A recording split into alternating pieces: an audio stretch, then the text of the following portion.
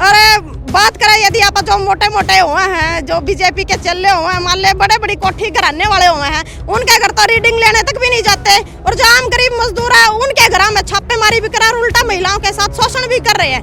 कहते हैं ना भाई कुछ हमने तो गुंडायती कमान संभलवा रखी है, चाहे वो इनका खेल मंत्री हो चाहे कोई भी हो, जो महिलाओं के साथ शोषण करते हैं। तो ऊपर तो बात तो इतनी हद तक बढ़ गई कि भाई इनके तो कर्मचारी भी ऐसे हो गए कि घर में घुसकर और महिलाएं के साथ ऐसी बदतमीजी कर रहे हैं। भैया महिलाएं तो आपके घर भी होंगी, बहन बेटी आपके घर भी होंगी। यदि जब बिजली मीटर जो है वो खंभे पे बाहर लगा दी गए तो घर में घुसने का क्या काम फिर कर्मचारियों का? अरे जो बहू बेटी का याद करा ना वहाँ मुँह हाथ न तोड़ के फिर हाथ में भी दे दिया करा है। तो ऐसे किसी की हिम्मत ना, बेटी बचाओ बेटी पढ़ाओ के सरकार नारे दे रही है। कैसे अधिकारी फिर इन्हें छोड़ रखे है जो गामा में बेलगाम घोड़े छोड़ रखे है, जो बहू बेटियों की इज्जत पर हाथ डाल रहे हैं।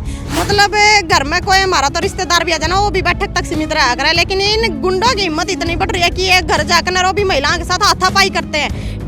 5 दिन से सुरेश कुमार का शव यहाँ पर रखा गया था, बिल्कुल संस्कार नहीं किया गया, प्रशासन के खिलाफ रोष था सभी में, बिल्कुल पंचायतें हुई। तो अब क्या फैसला लिया गया है और आगे क्या कार्रवाई की जाएगी? भाई जिस तरह 5 दिन से पार्थिव शरीर जो यहाँ रखा गया था तो वो बिजली कर्मचारी वालों को लेकर के जो बात थी, उन्होंने जो गुंडागर्दी महिलाओं के साथ की है घर में घुस करके। हम कहते हैं ना भाई कुछ हमने तो गुंडायती कमान संभलवा रखी है, चाहे वो इनका खेल मंत्री हो चाहे कोई भी हो, जो महिलाओं के साथ शोषण करते हैं। तो ऊपर तो बात तो इतनी हद तक बढ़ गई कि भाई इनके तो कर्मचारी भी ऐसे हो गए कि घर में घुसकर और महिलाएं के साथ ऐसी बदतमीजी कर रहे हैं।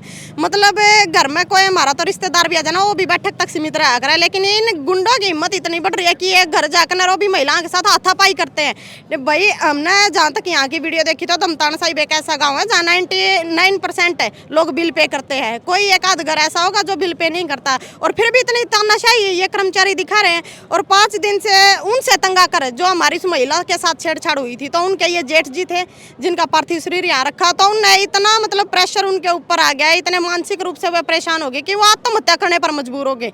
तो उन्होंने आत्महत्या जो अपनी की, हम ये नहीं कहेंगे भाई हमारा भाई एक शहीद ही हुआ है, क्योंकि सरकार के जो मनसूबों से इन कारनामों से दुखी आकर जो हमारा भाई, मतलब किसी का बस की बात नहीं है कि भाई अधता बात पार हो जाए ना तबे कोई आदमी आत्महत्या करा है। तो यहाँ भी कुछ ऐसी सिचुएशन हुई है, और सरकार के साथ जहाँ तक समझौता की बात थी तो हमारा समझौता आज टेबल पर जो हुआ है सभी मांगों ने लेकर के हो गया, क्योंकि लगातार 4 दिन से सरकार के साथ जो वार्ता विफल हो रही थी, आज कहीं ना कहीं हमारे किसानों की, हमारे इन मजदूरों की और जो हमारे भाई ने शहादत दी है उस पर हमने एक जीत हासिल की है। और हम ये भी कहना चाहेंगे कि जो यहाँ की आगू कमेटी ने फैसला लिया है, हालांकि कोई टाइम लिमिट कोई बाउंडेशन नहीं रखी गई है कि भी इस लिमिट तक ये मतलब जो हमारी समझौता हुआ कि वो इस लिमिट तक पूरा होना चाहिए इस टाइम समय तक।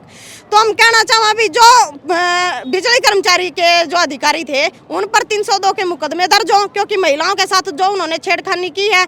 और फिर वही बात है भाई, हमारे कुछ भैया पर जो मुकदमे लगाए थे, हमारे घर की बहू बेटियां पर बात आ जाकर रहना, तो भाई फिर मरण पर उतरे अगर, तो हमारे कुछ भाइयों के साथ हाथापाई भी हुई थी, उन पर भी मुकदमे लग रहे थे, उनके मुकदमों को खारिज किया जाए।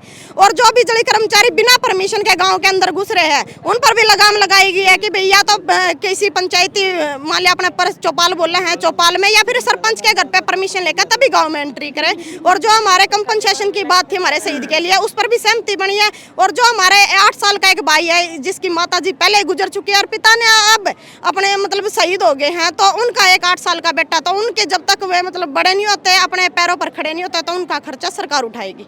जैसे कि अब सारा दोष जो कर्मचारियों की तरफ निकाल रहे हैं, बिल्कुल कुछ तो वो भी सही होंगे अपनी जगह। नहीं क्या सही होंगे? आप एक बात बताइए भैया, महिलाएं तो आपके घर भी होंगी, बहन बेटी आपके घर भी होंगी। यदि जब बिजली मीटर जो है वो खंभे पे बाहर लगा दिए गए तो घर में घुसने का क्या काम फिर कर्मचारियों का?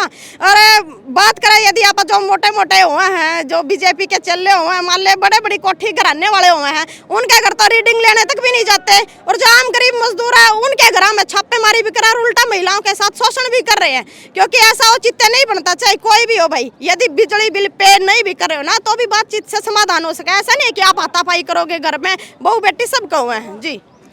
इसकी शिकायत थी थाने में कोई महिलाओं के साथ नहीं, महिलाओं के साथ छेड़ थाने तक तो बात जानी नहीं पहुंची भाई। जब एक बात बताइए आप, हमारे घर में किसी बहू बेटी की तरफ कोई हाथ भी कर दिया करे ना तो मरना हो जाया करे है, और उन्हें वही काम कर रखे तो भाई थाने तक तो जाने का समय को नहीं लग गया। ओड़े भैया ने लपेट दिए, और लपेट भी भाई सच्ची दिया, क्योंकि हमारी जो बहू बेटी का याद करा करा ना वहाँ मुँह हाथ न तोड़ के फिर हाथ में भी दे दिया करा है। तो ऐसे किसी की हिम्मत ना, बेटी बचाओ बेटी पढ़ाओ के सरकार नारे दे रही है। कैसे अधिकारी फिर इन्हें छोड़ रखी है जो गामा में बेलगाम घोड़े छोड़ रखे हैं जो बहू बेटियों की इज्जत पर हाथ डाल रहे हैं।